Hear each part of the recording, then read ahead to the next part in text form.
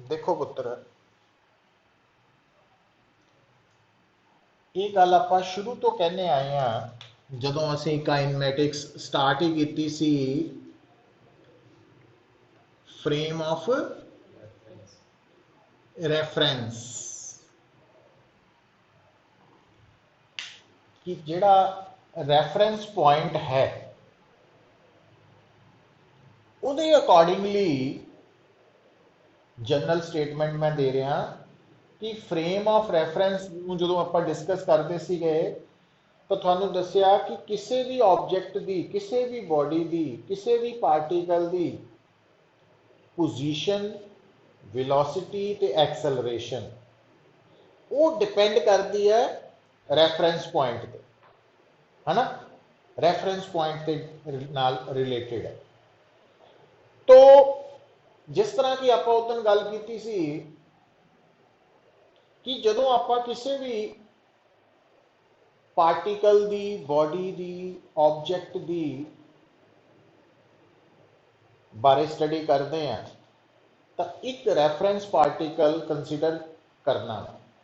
Without reference particle असी ना तो उसकी पोजीशन नू ना वेलोसिटी ना एक्सेलरेशन नू दस सकते। हुण हुंदा की है जिहड़ा रेफरेंस पार्टिकल है वो बहुत सारी स्टेटमेंट्स दे विच हिडन है, छुपिया होया वा, बाहर नहीं आ रहा। जिदा कि असी आम तौर पर जिदा हम जिन्ने भी न्यूमेरिकल्स असी मेनली कर रहे हैं ये असी पता की कह रहे हैं कि एक पार्टिकल है या कार है या बस है, उसकी वेलोसिटी है 5 मीटर पर सेकेंड। या असी कहने एक बॉडी है इनिशियली रेस्ट पे है पर उसकी एक्सेलरेशन कॉन्सटेंट है 2 मीटर पर स्क्वेयर सेकेंड। तो इन्हां स्टेटमेंट्स के विच चाहे कार की वेलोसिटी है या एक्सेलरेशन है जो दसी जा रही है वो विद रिस्पेक्ट टू अर्थ है। मतलब इन्हां स्टेटमेंट्स के विच जिथे रेफरेंस पॉइंट हिडन है, लुकिया होया, छुपिया होया, क्लीयरली नहीं दसिया गया, वो अर्थ नूं असीं मन के चलते। पर नाल ये भी गल तुहानूं समझाई हुई है कि जिहड़ा रेफरेंस है वो अर्थ तो बिना कोई होर भी हो सकता है। ठीक है। अच्छा, हुण जिहड़ा रेफरेंस पॉइंट है पुत्र वो कुछ भी हो सकता है, पर जदों अर्थ तो इलावा कुछ होर है तो उन्होंने असीं फिर स्टेटमेंट दे विच मैंशन भी करते हैं क्लीयरली, फिर वो हिडन नहीं रहिंदी गल। हुण जे मान लो ये बारे तुहानूं पहलां दस्सिया सीगा कि जिद्दां हुण मान लो एक ट्रेन है दौड़ रही है अपने ट्रैक के उपर और उस ट्रेन के अंदर तुसी भी चल रहे हैं, तुसी भी चल रहे हैं, तो इस केस के विच अगर मैं थानू कहां कि थोड़ी velocity with respect to train कितनी है तो इस क्वेश्चन दे विच सानू फ्रेम ऑफ रेफरेंस या रेफरेंस पॉइंट ट्रेन नू मनना पएगा। पर जे मैं कहां कि तुसी चलती हुई ट्रेन के अंदर चल रहे हैं तो मैं कहां भी थोड़ी velocity with respect to earth कितनी है तो इस केस दे विच अर्थ नू फ्रेम ऑफ रेफरेंस या रेफरेंस पॉइंट मनना हुंदा है ना। मतलब कोई भी चीज़ जिहड़ी है उन्होंने रेफरेंस मन्निया जा सकता सिचुएशन के अकॉर्डिंगली, वो डिपेंड करता भी सानू पुछया की गया। तो कोई भी चीज़ कोई भी ऑब्जेक्ट रेफरेंस हो सकता। पर हुण अगली गल पुत्र, जिहड़ा रेफरेंस पॉइंट है मतलब प्रॉब्लम आंसर करने लई जिन्हों असीं रेफरेंस पॉइंट मान रहे हैं ना वो रेफरेंस पॉइंट रेस्ट ते भी हो सकता, मोशन च भी हो सकता। ठीक है। हुण जिद्दां कि अगर मान लो आप चलती कार च बैठे हुए हैं तो उस केस च अर्थ जिहड़ा अपना फ्रेम ऑफ रेफरेंस है वो स्टेशनरी है, पर जे कार नूं असीं फ्रेम ऑफ रेफरेंस मन्नांगे तो वह मोशन च होएगा, है ना। अच्छा, फिर आप मोशन भी पढ़ चुके हैं, दो तरह का हो सकता, किसी भी बॉडी का मोशन दो तरह का हो सकता, एक यूनीफॉर्म मोशन, एक नॉन यूनीफॉर्म मोशन। समझ गए? हुण पुत्र गल की समझनी है, देखो मैं लिखाना सारा, रेस्ट ते यूनीफॉर्म मोशन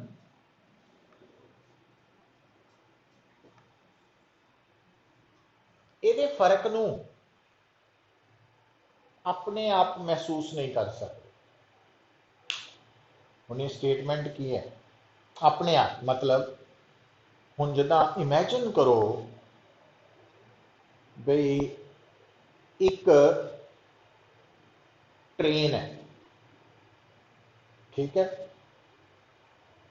वो जी ट्रेन है ना बड़े समूद, समूद इन द सेंस भी कोई झटके नहीं है ना, जिथे ट्रैक बने वो बड़ा समूद है, प्लस जिहड़े शॉकर्स है बड़े वधिया शॉकर्स है कि झटके नहीं दिंदे। तो आप उस ट्रेन के अंदर जाके बैठ गए, ठीक होगी गल। हुण जिहड़े कोच दे विच डब्बे च जाके बैठे हैं, वो मान लो फर्स्ट क्लास एसी है, वो खिड़कियां दे उपर कर्टनस लगे हुए हैं, तो कर्टनस हटा दईए तो बाहर देख सकते हैं, तो कर्टन अगे कर दिए तो बाहर का कुछ नहीं पता लगता। अच्छा, हुण आप जाके डिब्बे च बह गए, हुण होना की है पुत्र, ध्यान दियो। हुण शुरू च ट्रेन रेस्ट ते है, ये तुसी एक्सपीरियंस कर सकते हैं, और ये ट्रेन च नहीं जाने की जरूरत, कार च भी एक्सपीरियंस हो सकता है, इसी मैं दसदा। हुण तुसी जाके ट्रेन च बैठ गए, मान लो रियल लाइफ च कार च बह जाओ, और जिदा ही कार च बैठे हैं ना, तो अखा बंद कर लो, बाहर कुछ नहीं देखना। तो जदों कार स्टार्ट होएगी ना, एक तो आवाज, आवाज नहीं मैं कह रहा, तो आवाज तो इलावा जो कार स्टार्ट हुई है ना, तुसी इदा बैठे हैं सीट पर आराम ना, तो जो कार चलनी शुरू होगी, तुसी महसूस करियो अखा बंद करके, थानू इदा लगेगा भी थोड़ी जी बैक है ना, पिठ है, उन्होंने कोई धक्का मार रहा अगे। ये कदों तक महसूस होएगा? जब तक कार ना स्पीड अप हो रही है, जब तक कार की स्पीड बढ़ाई जा रही है, उदों तक ये तुसी महसूस करोगे।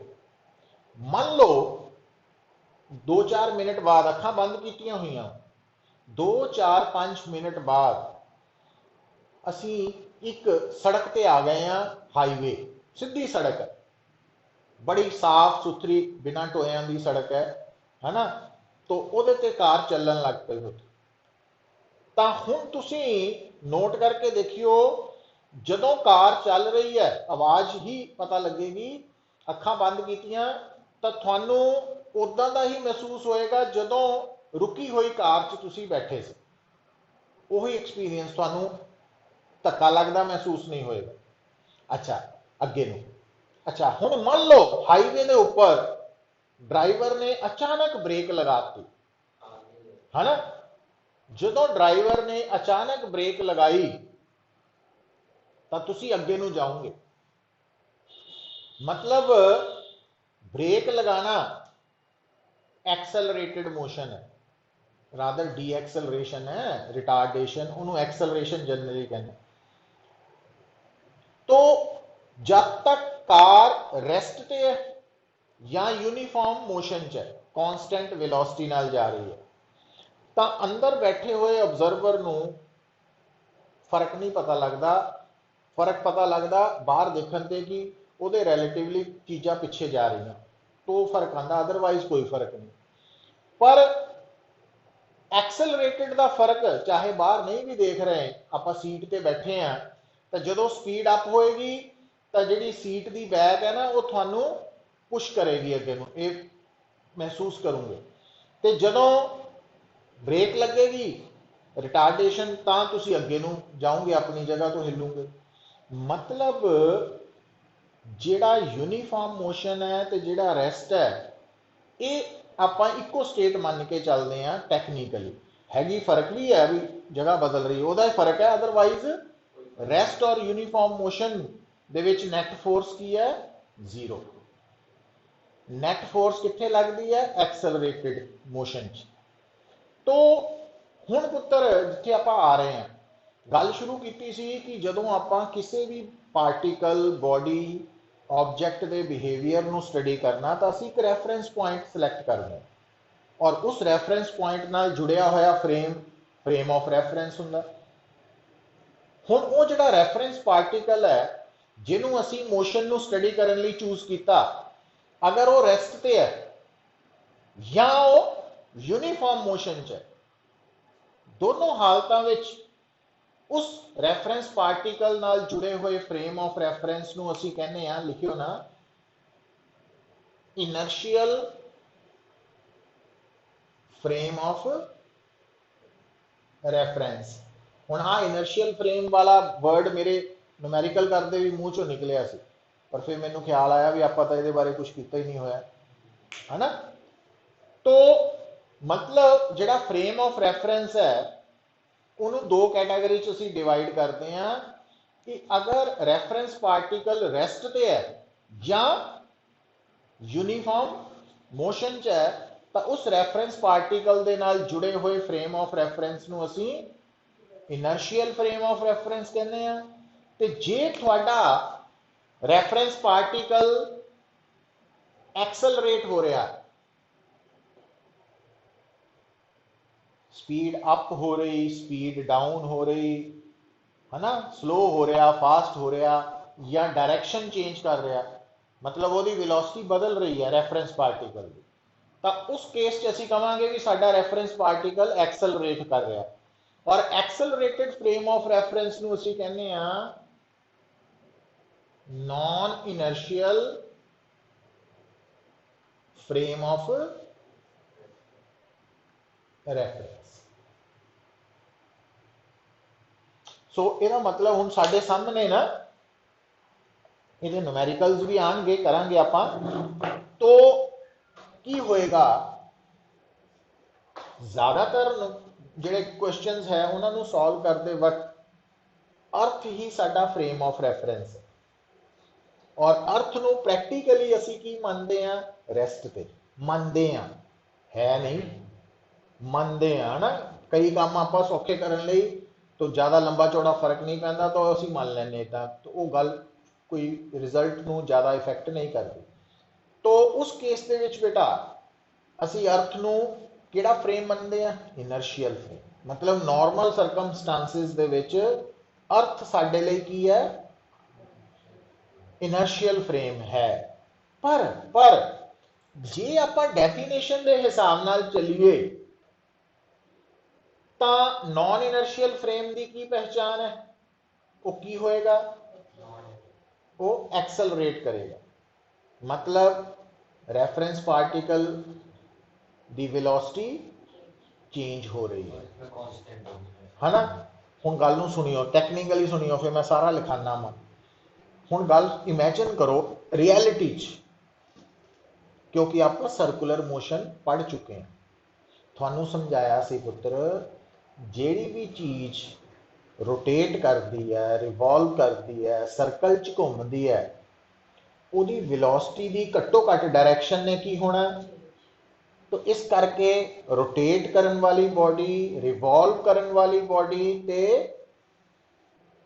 सर्कल च घूमन वाली बॉडी उन्हें एक्सेलरेट होना ही होना तो ये गल पल्ले बन लो कभी भी सर्कल च घूम रही बॉडी रोटेट हो रही बॉडी रिवॉल्व हो रही बॉडी इक्विलिब्रियम च नहीं हो सकती मतलब इक्विलिब्रियम होंदा नैट फोर्स जीरो मतलब यूनिफॉर्म मोशन च नहीं हो सकती कभी भी सर्कल च घूमन वाली बॉडी रोटेट करन वाली बॉडी रिवॉल्व करन वाली बॉडी यूनिफॉर्म मोशन च नहीं हो सकती क्योंकि यूनिफॉर्म मोशन का मतलब velocity constant acceleration zero net force zero समझ आई गल हुण सोच के देखो टैक्नीकली जो मैं गल्लां समझाइयां अर्थ अपनी एक्सिस के आले दुआले भी रोटेट कर रही है ਤੇ अर्थ प्रैक्टिकली सन के आले दुआले भी रिवॉल्व कर रही है। इस करके बाई डेफिनेशन अर्थ केड़ा फ्रेम है, इनर्शियल के नॉन इनर्शियल?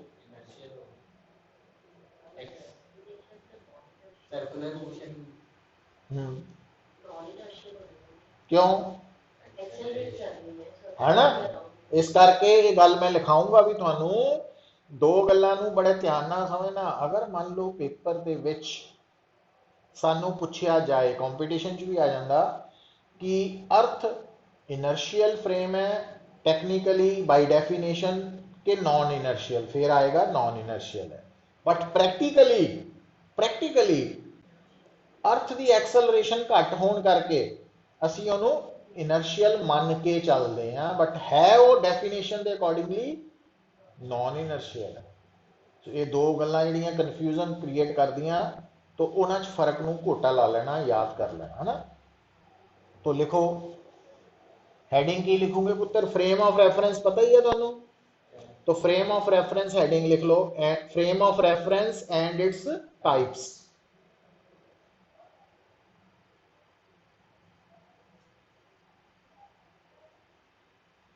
तो शुरू च भी लिखाया सी, फ्रेम ऑफ रेफरेंस की है, it is a coordinate system fitted with clock. भी वो कोआर्डिनेट सिस्टम जिहदी हेल्प दे नाल असी पोजीशन ते टाइम दोनों मेजर कर सकते हैं।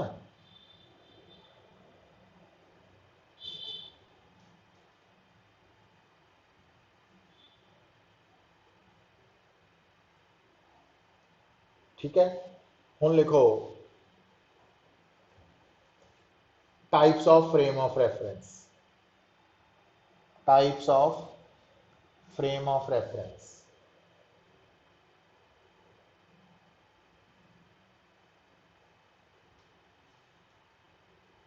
पहला लिखो number 1 inertial frame of reference,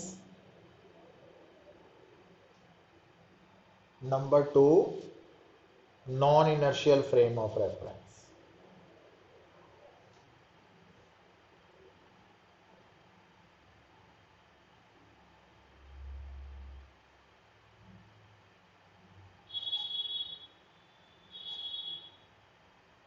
ठीक है पुत्र, हुण लिखो number 1 inertial frame of reference.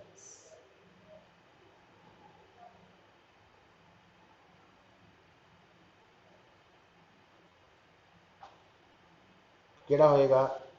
This frame of reference is either at rest और in uniform motion.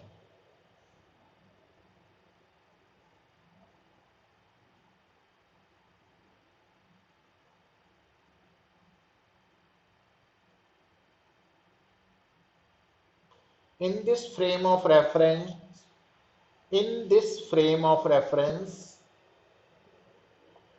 Newton's first law of motion holds good.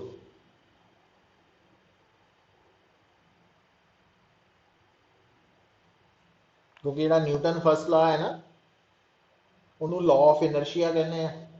तो इस फ्रेम च लॉ ऑफ इनर्शिया ओबे हो रहा, तो that's why it is known as inertial frame of reference.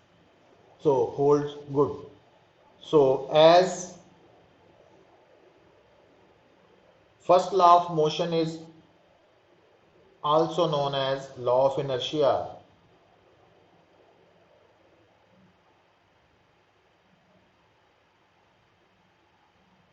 so this frame of reference is called inertial frame of reference.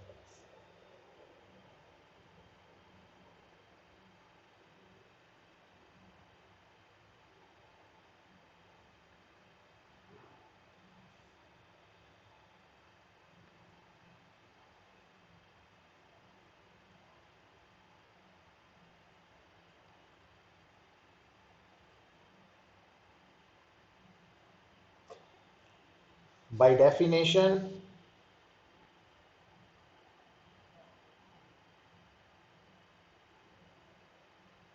any distant star. देखो ਜਦੋਂ ਆਪਾਂ ਆਕਾਸ਼ 'ਚ ਦੇਖਦੇ ਆ ਨਾ, स्पेस 'ਚ ਦੇਖਦੇ ਆ, ਤਾਂ ਸਾਨੂੰ ਕਈ ਤਰ੍ਹਾਂ ਦੇ ਸਟਾਰਸ ਨਜ਼ਰ ਆਉਂਦੇ ਆ ਜਿਨ੍ਹਾਂ 'ਚੋਂ सन भी है। बट कई स्टार्स ਜਿਹੜੇ ਹੈ ਉਹ ਆਪਣੀ पोजीशन जल्दी बदल रहे हैं, जल्दी मतलब थोड़ी थोड़ी देर बाद बदल रहे हैं। पर कई स्टार्स है ਜਿਹੜੇ अरबां खरबां सालों तो उदा ही है, मतलब एडी दूर है कि उन्होंने चेंज इन पोजीशन सानू महसूस, तो उन्होंने स्टार्स नू असी इनर्शियल फ्रेम ऑफ रेफरेंस मान सकते हैं। तो की लिखा इत्थे, by definition any distant star is considered as inertial frame of reference।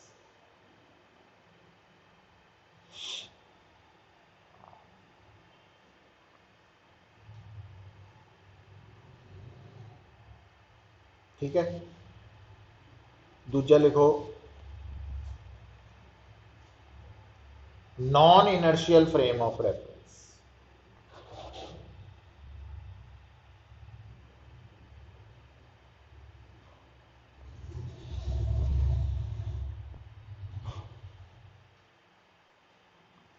Any accelerated frame of reference,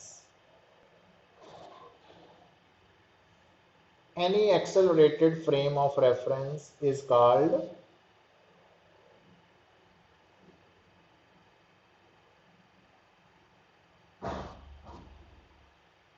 की कहने हैं उन्होंने,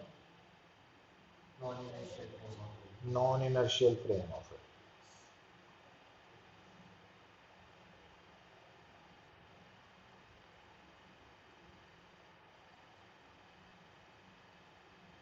In this frame of reference,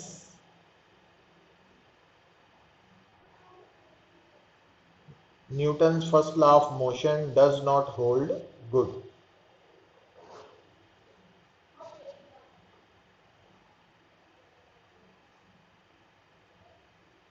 Does not hold good।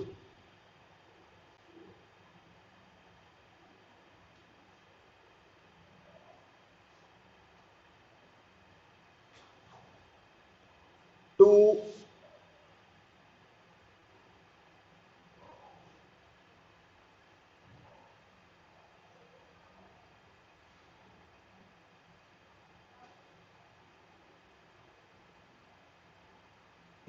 to make first law of motion holds good,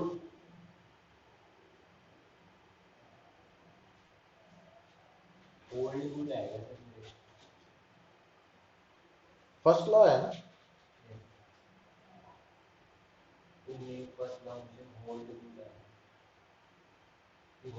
hold आना ना, first law बारे कर रहा, singular बारे कर। an additional force is introduced along with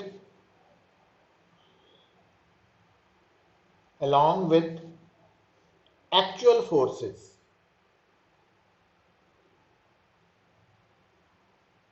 This additional force is called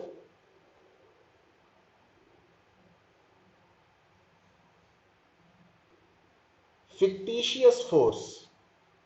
fictitious पता ना, FIC, fictitious force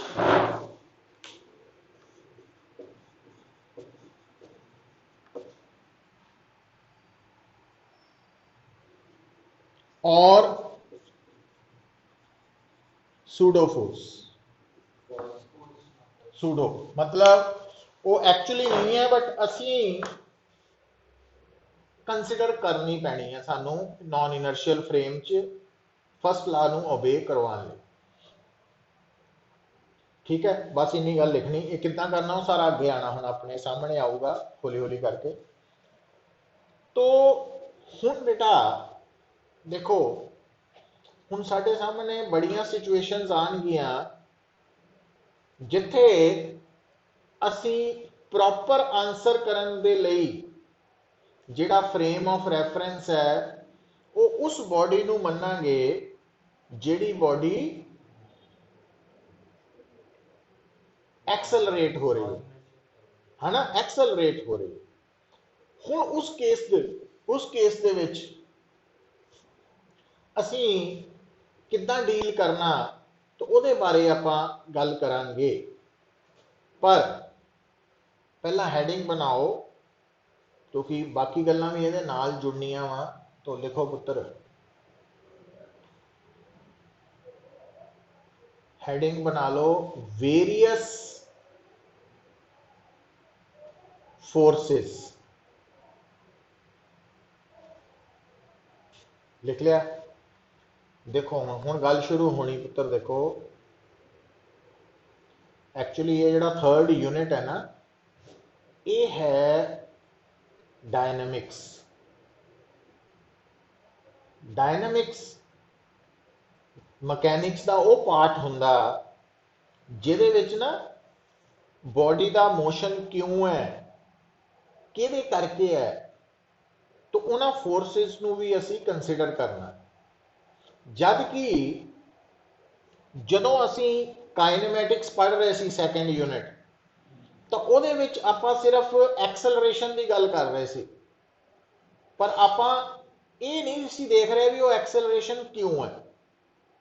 पर हुण आपां क्यों है उहदा जवाब भी लभना वा भी कित्थों आई है। और एक्सलरेशन न्यूटन सैकेंड ला जदों आपां कीता वा तो सानू पता लग गया फोर्स तो आती है एक्सलरेशन। और जदों भी किसी भी बॉडी की एक्सलरेशन कढ़नी है तो सब तो पहला टोटल फोर्स कढ़ लो, उस बॉडी ते लगन वाली टोटल फोर्स, ते उस टोटल फोर्स नूं बॉडी के मास नाल डिवाइड कर दिओ, तो जो आंसर आएगा वो बॉडी की एक्सलरेशन होएगी। तो ये गल भुलनी नहीं है, इनू पकड़ के रखना, ठीक है। पर हुण देखो पुत्र, हुण तुसी कहोगे भी सानू किद्दां पता लगू किहड़ी किहड़ी फोर्स लग रही है। हुण एक तां पुत्र आम नॉर्मल कंडीशंस दे विच हर बॉडी के उपर जिहदा मास है ग्रेविटेशनल फोर्स लगनी अर्थ दे करके, ठीक है। तो अर्थ दे करके किसी भी बॉडी ते लगन वाली जिहड़ी ग्रेविटेशनल फोर्स है उन्होंने असी उस बॉडी का वेट कहने हैं। वेट भी कह दिंदे आ, फोर्स ऑफ ग्रेविटी भी कह दिंदे आ। तो वेरियस फोर्सेस दे विच सब तो पहला लिखो wait.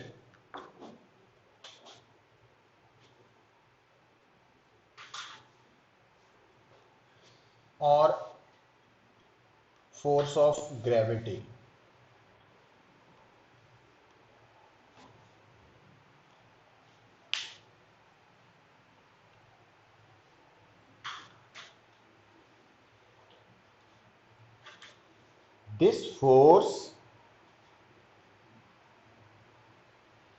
This force will act on a body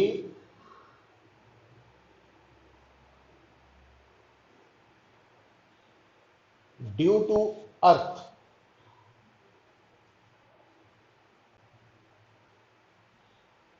ठीक है। ये अर्थ करके लगेगी और ये मैक्सिमम केसेस च होएगी। And this force always acts vertically downward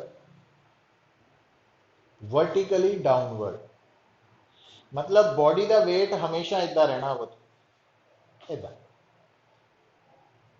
थले वर्टिकली, इदा नहीं होना ना, इदा होना, इदा वर्टिकली डाउनवर्ड थले irrespective of the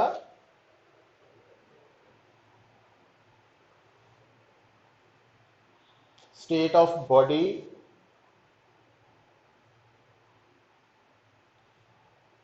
whether it is at rest or in motion।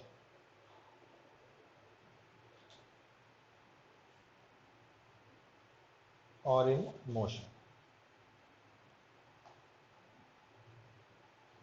And magnitude of weight किहदे बराबर होएगा?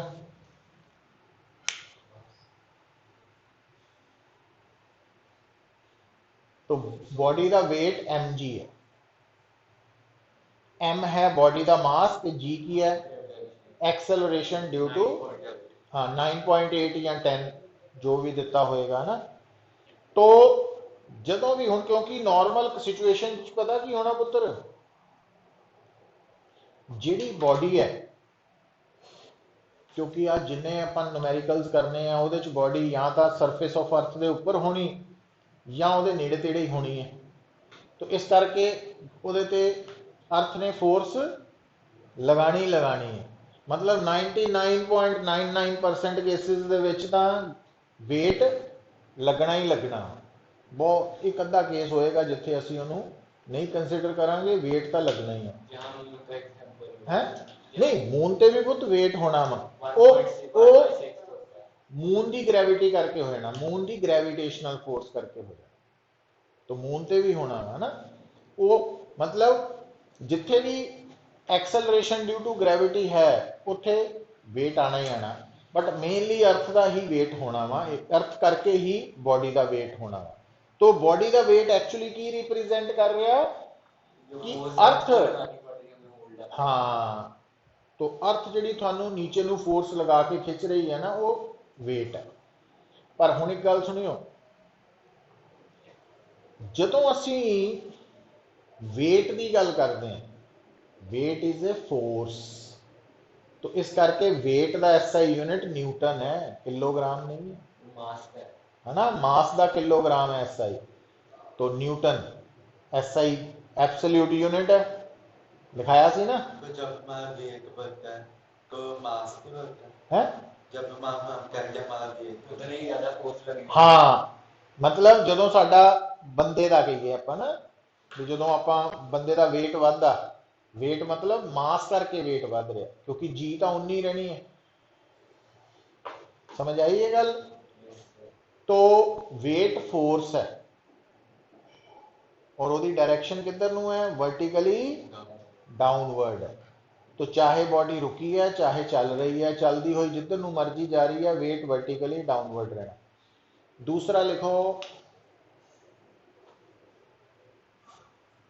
हुण अगली गल, contact force.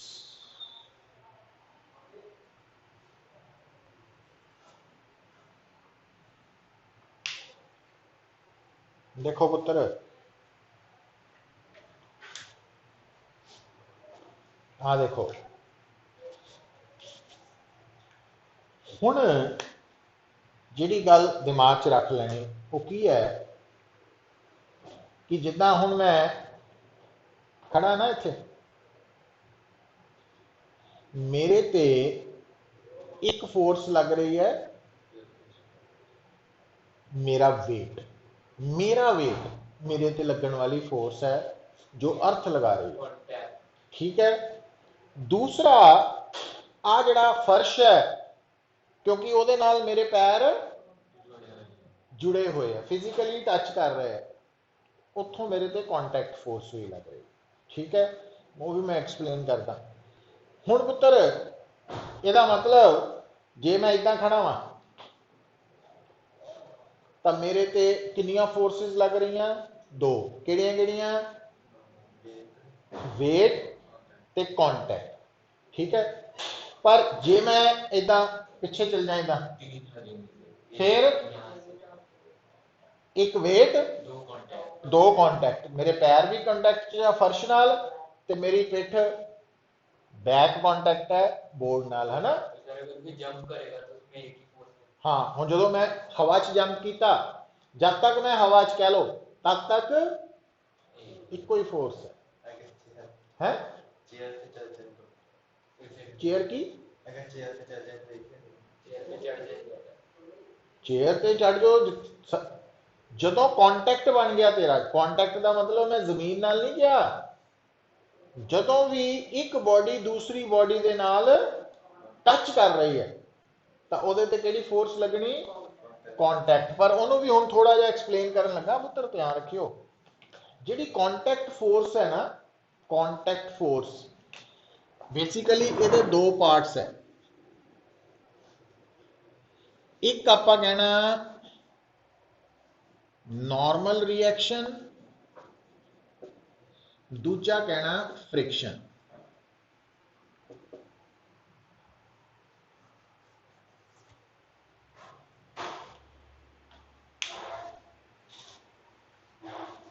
Normal reaction contact force ਦਾ ਇੱਕ ਪਾਰਟ ਹੈ, ਕੰਪੋਨੈਂਟ, ਤੇ ਫ੍ਰਿਕਸ਼ਨ ਕੰਟੈਕਟ ਫੋਰਸ ਦਾ दूसरा पार्ट।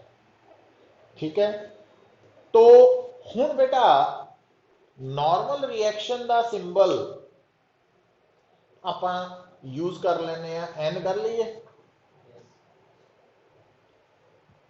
और फ्रिक्शन लई एफ, छोटा F.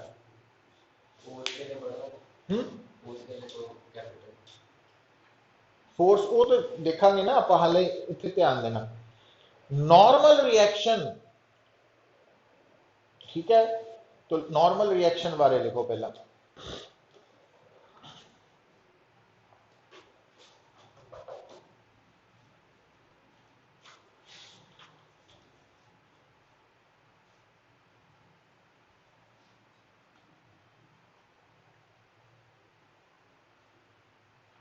normal reaction, it is a component of contact force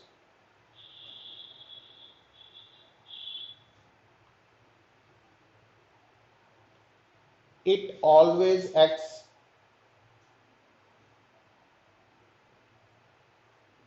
when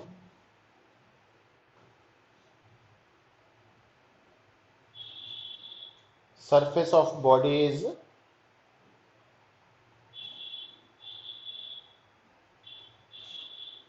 in contact with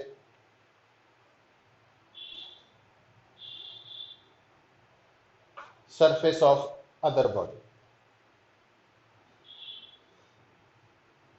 and its direction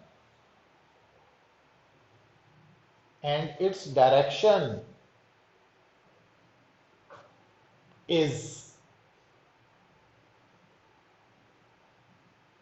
always normal or perpendicular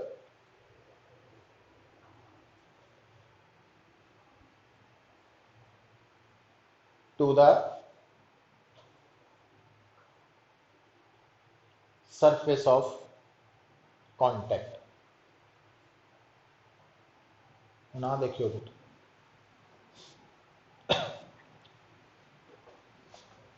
friction बारे नहीं हाले गल करनी, आप सैपरेट टॉपिक आएगा। तो जब तक आप फ्रिक्शन बारे गल नहीं ना करते, उदों तक आप मन के चलना वा बई जिन्ने भी सरफेसिस है वो फ्रिक्शन लैस सरफेसिस। जिथे वर्ड आ गया ना फ्रिक्शन लैस सरफेसिस, उत्थे फ्रिक्शन का कोई रोल नहीं होना, चाहे सरफेसिस कॉन्टैक्ट च होणगे। हाँ, नॉर्मल रिएक्शन हमेशा रहेगा जिथे सरफेसिस कॉन्टैक्ट टच हो रहे, तो वो सरफेसिस चाहे फ्रिक्शन लैस है चाहे रफ है, तो उसका कोई फर्क नहीं होगा। समझ आई मैं की क्या? तो हाले आप फ्रिक्शन लिख ली है, बट फ्रिक्शन बारे फिर डिटेल च नाल नाल पढ़ना आप ना हम करांगे शुरू। तो नॉर्मल रिएक्शन पता लग गया पता? अच्छा, हुण इनू एक्सप्लेन करना। देखो हुण बेटा आ मैं थोड़े सामने ड्रॉ कर रहा एक टेबल, ते टेबल दे ऊपर तुसी कोई समान रखिया, सपोज बुक रखी है, ठीक है, ठीक। अगर मैं कहां इस बुक ते कुल किन्नियां फोर्सेस लग सकदियां या लगणगियां थोड़े अकॉर्डिंगली जो हुण तक पढ़िया वा बुक दे उपर किन्नियां फोर्सेस लगणगियां दो केड़ी केड़ी एक वेट कॉन्टैक्ट ना कहो की नॉर्मल रिएक्शन कॉन्टैक्ट का हिस्सा हुण उत्ते ध्यान अच्छा हुण अगर मैं कहां भी इस बुक के उपर दो फोर्सेस लग रही तो पहली तुसी क्या वेट तो क्या तुसी वो वेट किधर नूं लग रहा दस सकते हैं वर्टिकली और कितना वा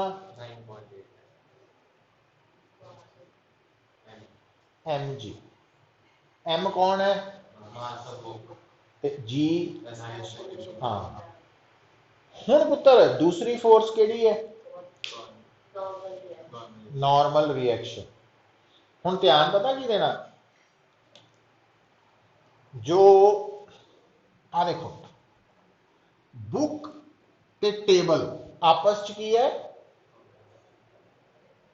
जुड़े हैं ना इसे करके तो नॉर्मल रिएक्शन है ना कॉन्टैक्ट करके तो ध्यान नाल देखो आ जिहड़ी लाइन है आ वाली जिन्हों मैं हुण ग्रीन करता ये बेसिकली सरफेस ऑफ कॉन्टैक्ट यही है ना सरफेस तो जिहड़ी नॉर्मल रिएक्शन है ना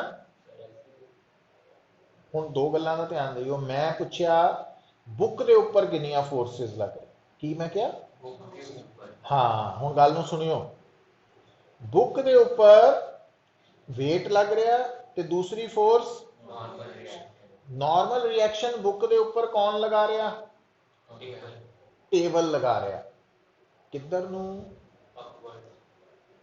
उपर नूं समझ गए वो क्यों हुण कॉमन सेंस यूज करो कॉमन सेंस क्यों टेबल क्यों लगा रहा क्योंकि बुक टेबल के उपर भार पा रही है ना मतलब बुक टेबल ते फोर्स लगा रही है किधर नूं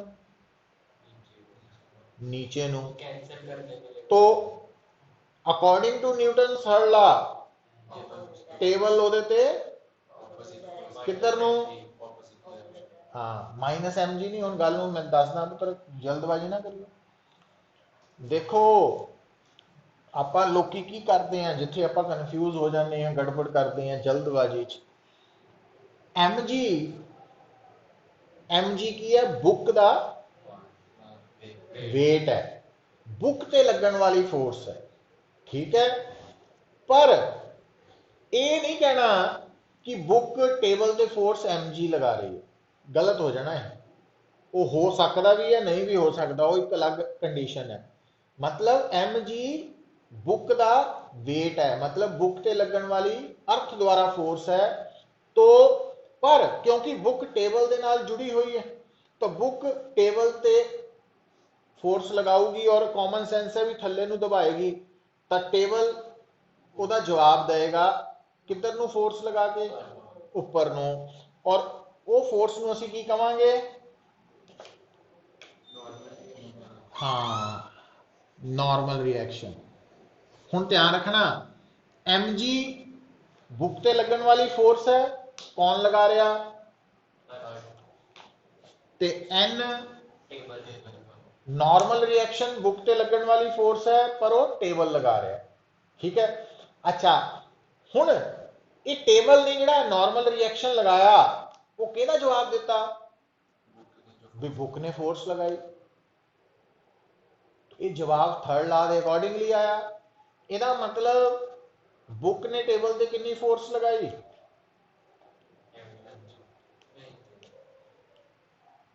न्यूटन थर्ड लॉ की कहंदा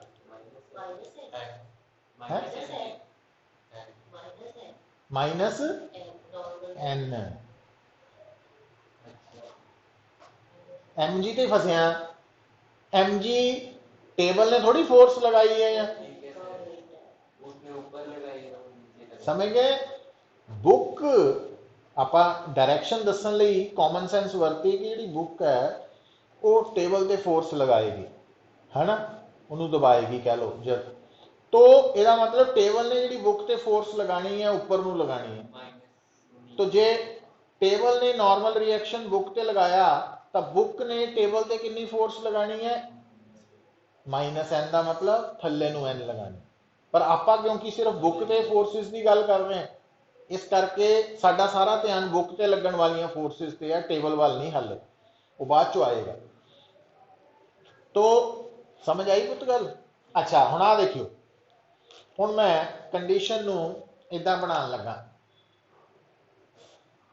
आ है दीवार, आ है फ्लोर, ठीक है, ते आ लिया के रखता आपां एक बॉक्स, बॉक्स रखता, बुक भी रख सकते हैं पर आपां जमीन ते नहीं रखते हैं ना रिस्पैक्ट करने लई, इस करके बॉक्स कहता इनू। हुण इस बॉक्स ते कुल कितनियां फोर्सेस लग रही हैं, केड़ी केड़ी, मैं स्टैप बाय स्टैप शुरू करो। हाँ मतलब ये नहीं जरूरी वेट तो आपां क्योंकि स्टैप बाय स्टैप चलांगे ना फिर भुलांगे नहीं। वेट, हुण दूसरी फोर्स कौन लगाएगा, फ्लोर, किधर नूं, ऊपर नूं, ऊपर नूं, ते होर किधर नूं, क्योंकि जिहड़ी नॉर्मल रिएक्शन लगनी है ना वो सरफेस दे नॉर्मल लगनी है कॉन्टैक्ट दे, पर हुण गल नूं समझियो, क्योंकि इत्थे इक्को ही सी नॉर्मल, इत्थे दो आ गए, तो ये 1 ते सिंबल बदल लेने, ताकि 1 का मतलब है बॉक्स ते लगन वाला नॉर्मल रिएक्शन फ्लोर करके, ते N2 का मतलब है बॉक्स ते लगन वाला नॉर्मल रिएक्शन वॉल करके, समझ गए? अच्छा हुण आपां होर थोड़ा जिहा अगे चलदे हैं, मतलब ये पॉइंट भुल्लियो ना। मान लो पुत्र आ साडे कोल एक इनकलाइंड सरफेस है, इनकलाइंड सरफेस, अच्छा इत्थे आपां सरफेस के उपर की कीता, ऑब्जेक्ट रखता इधर, इदां ही रखांगे। हुण इस ऑब्जेक्ट ते कितनियां फोर्सेस लगणगियां, केड़ी केड़ी,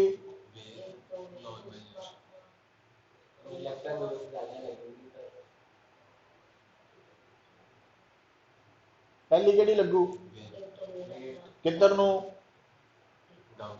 है, वेट है, वेट मैं की लिखाया हमेशा किधर नूं लगदा, वर्टिकली डाउनवर्ड, वो केड़ी डायरेक्शन हुंदी, हाँ बॉडी का वेट हमेशा, समझ आई है, बॉडी जितना मर्जी हालात होए, वेट वर्टिकली डाउनवर्ड। हुण दूसरी फोर्स है नॉर्मल रिएक्शन, नॉर्मल रिएक्शन जिहड़ा होएगा वो नॉर्मल किहदे हुंदा हुंदा, surface of contact, surface of contact किहड़ा वा, आहा नहीं आया हुण सरफेस, तो नॉर्मल रिएक्शन हुण इहदे परपेंडिकुलर लगना है, समझ आई कि नहीं आई? Normal reaction surface of contact दे नॉर्मल होना, तो वेट हमेशा वर्टिकली डाउनवर्ड, पल्ले पई गल। अगर वो जो बॉक्स है वो नीचे आ जाएगा तो वो वो जिथे मर्जी आई जाए ऊपर नीचे, वो तो कोई फर्क नहीं, ये आपां एट एनी टाइम की गल कर रहे हैं ना, किसी वक्त तो किते हो गई, समझ गए? तो नॉर्मल रिएक्शन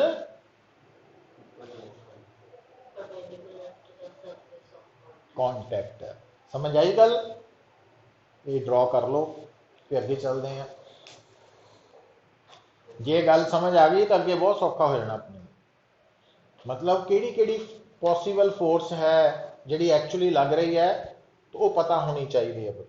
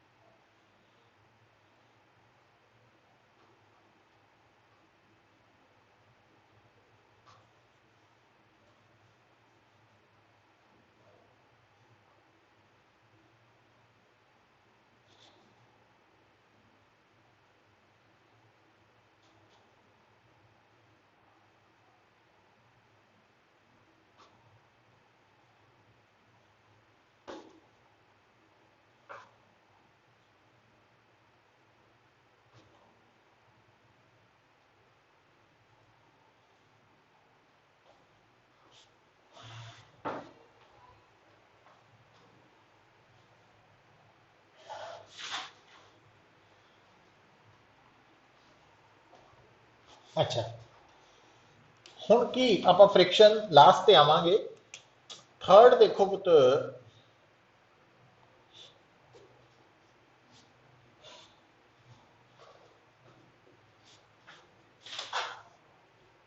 थर्ड फोर्स केड़ी मैं लिखी? Tension.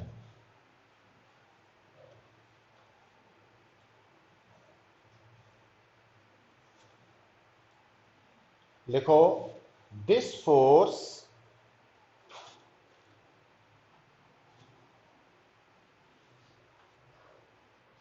arises in a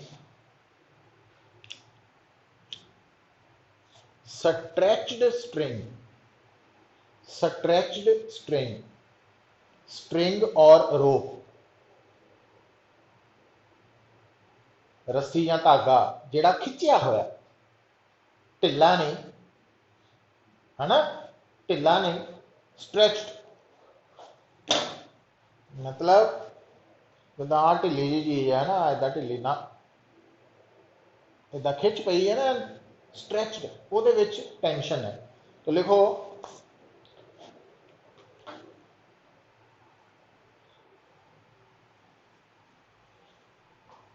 its direction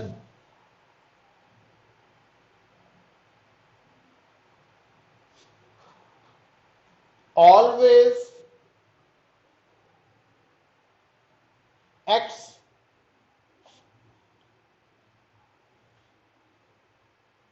on a body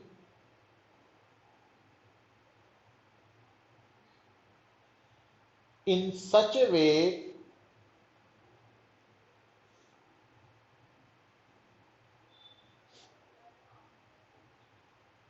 that the body has been has been has been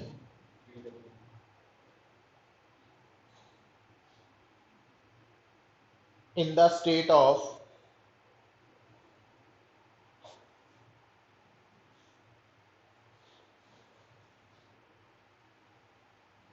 pull due to this force, this force।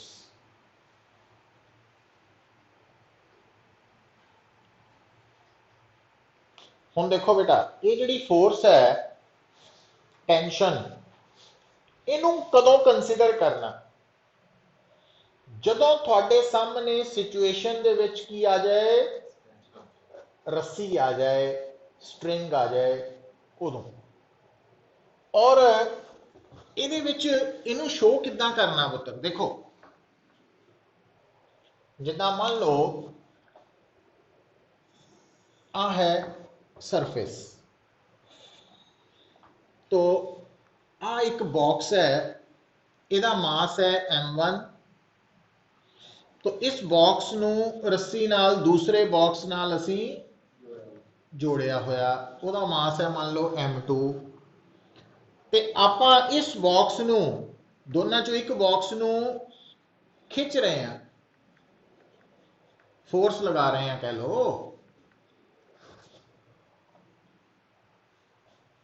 ਹੁਣ अगर तुसी पुत्र दो कुर्सियां ਨੂੰ ਰੱਸੀ ਨਾਲ आपस ਚ ਬੰਨ ਕੇ ਇੱਕ ਕੁਰਸੀ ਨੂੰ ਖਿੱਚੋਗੇ ਤਾਂ ਕੀ ਨੋਟ ਕਰੋਗੇ ਬਈ ਦੋਨਾਂ ਦੇ ਵਿੱਚ ਰੱਸੀ ਪਹਿਲਾਂ ਸਟ੍ਰੈਚ ਹੋ ਜੂਗੀ, है ना।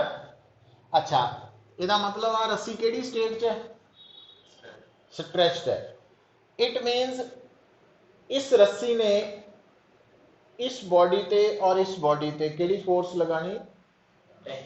टेंशन लगानी, क्योंकि रस्सी ने जेड़ी बॉडी नाल जुड़े होना ना ਉਹਦੇ ਨਾਲ फोर्स लगानी टेंशन।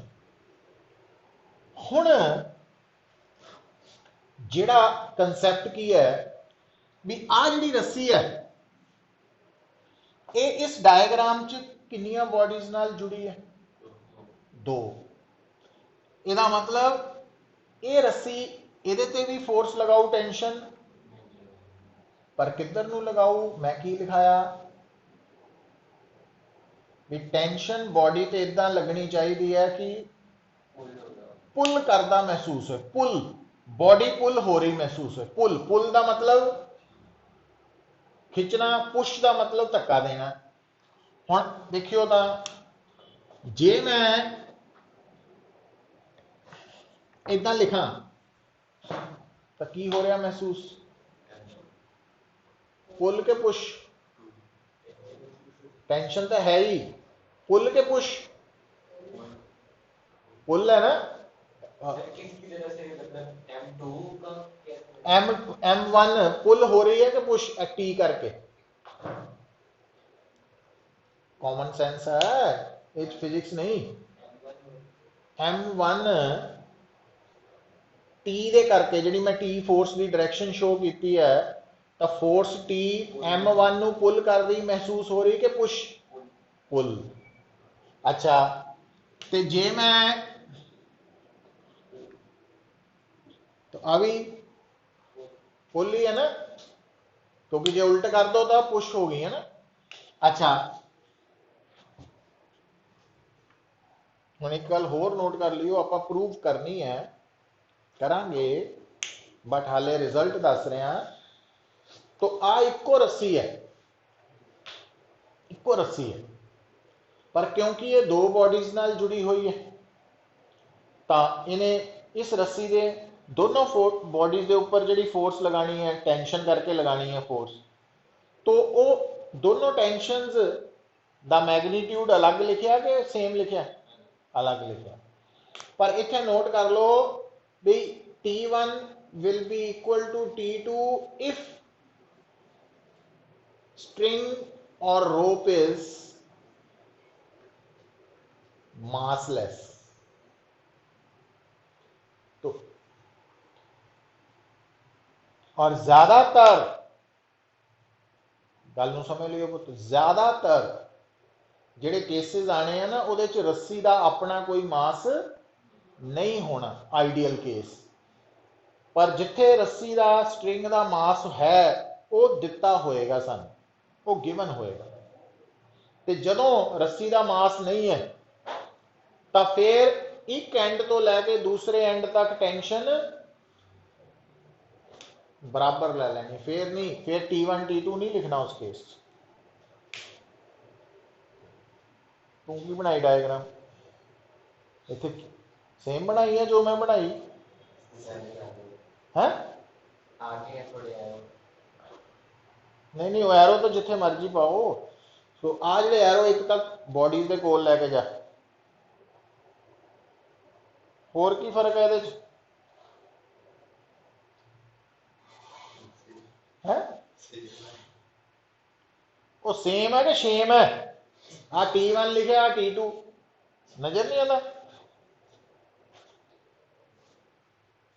हूं देखो, सो टेंशन हमेशा किधर नूं लगनी पुत? मतलब इदा लगे कि रस्सी जिस बॉडी नाल जुड़ी है उन्होंने पुल कर रही है, वो इफेक्ट नजर आए। बॉडी चाहे पुल हो रही नहीं हो रही एक्चुअली, बट लगे इदा, है ना। और वो क्यों है? प्रैक्टिकल एक्सपीरियंस तो देखो, तो कोई कहे कि कुर्सी नाल रस्सी बन के उन्होंने पुल तो कर सकते हैं, खिंच तो सकते हैं, पर जे कहो भी रस्सी बन के तो दूजा सिरा रस्सी का फड़ के आप कहिए भी पुश करना, तो रस्सी नाल पुश नहीं ना होना। तो ये गल है। अच्छा, हुण बेटा लास्ट जी आप गल टेंशन तक पता लग चुकी है। तो ये जड़ियां दो बॉडीज है, इन्हां ते होर किहड़ियां फोर्सेस लग रही? एक वेट ते नॉर्मल रिएक्शन, दूजा वेट ते नॉर्मल रिएक्शन, है ना। तो जदों आपां किसी भी सिचुएशन च बॉडीज के उपर लगन वालियां अलग अलग फोर्सेस ड्रॉ करके डायग्राम बनाने हैं ना, तो इन्हां डायग्राम्स नूं असीं कहने हैं फ्री बॉडी डायग्राम।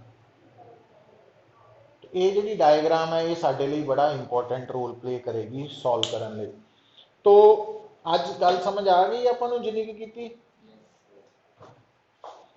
तो अज आपां दो मेन पॉइंट्स की डिस्कस किए हैं। एक तो frame of reference inertial non inertial का थोड़ा जा तो बाकी फोर्सेस वाल आए आप है ना। तो फोर्सेस विचों वेट नॉर्मल रिएक्शन टेंशन तो मेनली ये स्टार्टिंग च यही ज़्यादातर होनी है साढ़े फ्रिक्शन भी होनी है बट हाले आप जिन्नी सिचुएशन लैनी है ना वो फ्रिक्शन लैस मन के चलना काम तो दिमाग च रखनी है। तो सारिया फोर्सेस सिचुएशन वाइज ड्रॉ करनी आनिया चाहिए फिर अगली गल शुरू होनी भी कि सॉल्व कितना करना। ठीक है तो फ्री बॉडी डायग्राम ड्रॉ करने के लिए ये सारे एफर्ट्स कर रहे हैं तो कल इस तो अगे चलेंगे पर कल की कर लियो एक काम क्वेश्चन बोल रहा है